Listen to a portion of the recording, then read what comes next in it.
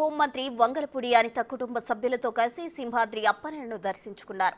ముందుగా హోంమంత్రికి దేవస్థాన అధికారులు, అర్చకులు ఆలయ మర్యాదలతో స్వాగతం పలికారు.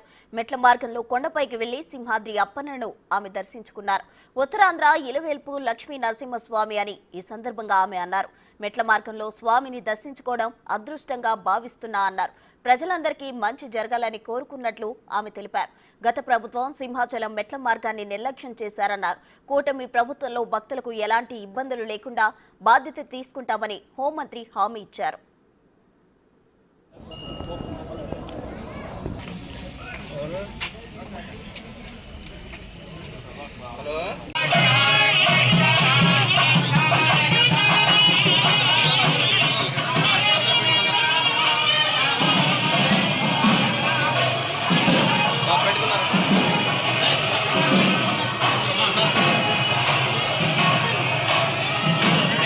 లక్ష్మీ నరసింహస్వామిని మెట్ల మార్గం నుంచి నడుచుకుంటూ వచ్చి దర్శనం చేసుకోవడం జరిగింది కుటుంబ సమేతంగా. ఈరోజు రావడం నా అదృష్టంగా, మెట్ల మార్గం నుంచి వచ్చి దర్శించుకోవడం నా అదృష్టంగా భావిస్తున్నాను. లక్షలాది మంది భక్తులు వచ్చే ఈ లక్ష్మీ నరసింహస్వామి, అదేవిధంగా ఉత్తరాంధ్రకి ఇలవేల్పు ఈ లక్ష్మీ నరసింహస్వామి దూర ప్రాంతాల నుంచి ఇక్కడికి వచ్చి దర్శనం చేసుకుని వెళ్తారు. ఇక్కడ ఉన్న అన్ని సదుపాయాలు కూడా సక్రమంగా ఉండాలని మేము ఇప్పుడే యోగా వాళ్ళతో కూడా మాట్లాడడం జరిగింది.